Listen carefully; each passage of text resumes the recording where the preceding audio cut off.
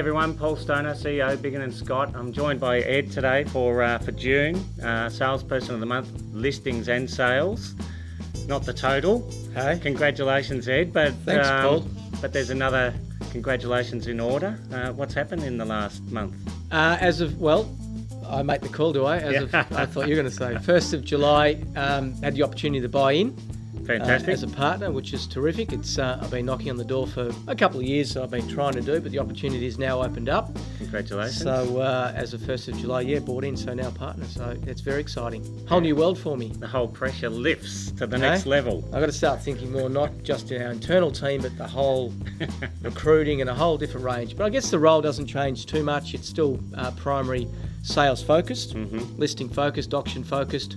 But just a bit of perhaps some training at a more senior level now. You all take ownership down there anyway. It's a fairly push sort of it's hands-on atmosphere. Yeah, and all the directors are hands-on. So my role won't change too much, but just it's exciting and it's another little thing of little achievement. So I'm proud. Fantastic, congratulations. Thank you. We'll go back to June. Yep. What was it? 10 and 11. I think so. Yeah, 10 sales, 11 listings for June. Yes, but July's very quiet. Yeah, as it stands. But no, June was good. A little bit of time off coming up next week, which will be nice just to recharge, and then we can hit spring hard as we can. Yeah. Okay. So when you hit one of these quiet months, what sort of activities are you doing, or do you just have more time to do everything? Yeah, I've been spending a lot of time going back through past market appraisals, lots of prospecting. And so potential sellers, past market appraisals, so they're two categories in the database. Obviously, we've progressed those through the cycles. So trying to catch up on a lot of those. Obviously, we've got a little bit more time on the campaigns as well. So we've only got the one auction this weekend, for example, in autumn, spring, we can have 4 to 5. So everything's covered off from that side of things, but just trying to gear up for spring much as we can, and hopefully it'll be explosion, because it is... it's very quiet right now. I've noticed that even though stock levels seem to be down, the number of people at opens and registering is constant. They're through there. The roof. Yeah, so they're just waiting.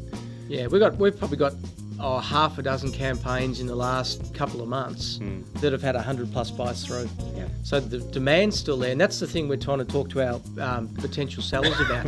If you've got an opportunity to bring the sale forward, then we're getting 100, 150 over reserves in some cases, purely because of lack of stock. Yeah, well, and obviously spring, influx comes in. The numbers the competition are incredible. I think yesterday I sent them out, and there was we had 165 opens, but there were something like 12 to 1,300 groups of people through, which is just incredible across the group.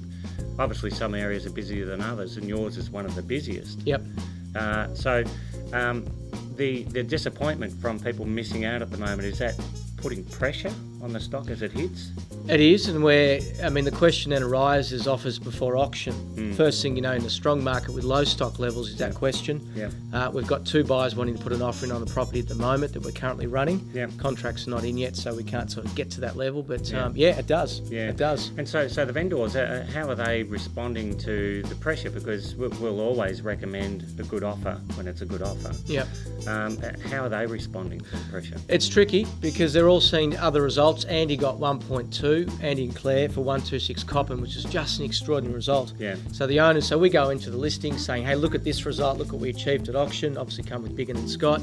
If you do get a pre-auction bid beforehand as well, then you've got to, they remind you of that offer you got at Coppin Street or that sale. So it's a bit of a fine dance sometimes. It's such a delicate process because they're under a lot of stress anyway, and to know that they could be out of it sooner rather than later. It can put a lot of pressure on them. It can. But you've got to get it right though. Your advice there is critical. And that's where the agent that knows the buyers, their financial capacity, their budget, things that we pitch when we go for the business really genuinely comes into play. And I've got to know a buyer's got mid-8s to spend, he's offered 8 on a property. The recommendation owner is just, it's a hold position, let's negotiate. So that's where the value comes in of handling the stock in the marketplace. They're very savvy. New team. How's that all going? Yeah, Doug's good. Doug's solid as a rock. From day one. Michelle's joined the team. We're going to officially introduce her next month. But no, Michelle's been good, taking over from Tabitha. And bubbly and friendly and happy, and she's good fun to work with. Yeah. So she's going through. She's come from the Peninsula, another Biggin and Scott office, so she's got some bit of an idea about the network. Yes. Slotted in really well. I think she already had about 3 vals in the last couple of weeks, Yeah. which is really good. And handling Interesting. campaigns, proofing ads, bang, up to speed straight away. Yeah, that's cool. Which is good. The market, what are we expecting? Sort of, this is a late interview for us. We're getting towards the end of July. So August, what are you expecting, or what are you hoping? Well, again, low stock levels for August, so Yep. it underpins strong prices and Yeah. strong demand. And interest rates have come down a bit. Interest rates are down. Yeah. There will be an influx through spring. I mean, we get that every year. We're Yep. encouraging vendors to go sort of this side of the AFL Grand Final, that Yep. type of thing. Spring Mhm. Racing Carnival gets very interrupted. But what's on the market is doing exceptionally well, just by low stock levels. Demand's very strong. Yeah. Once we move into spring, yeah, of course they'll increase, but demand will still be there. Yeah. So we don't anticipate, much changing through the remaining 2014. So the newsletter that I write and Yes. some people use. Got it today. At the bottom of each one, we put research, strategy, and action. Action, yep.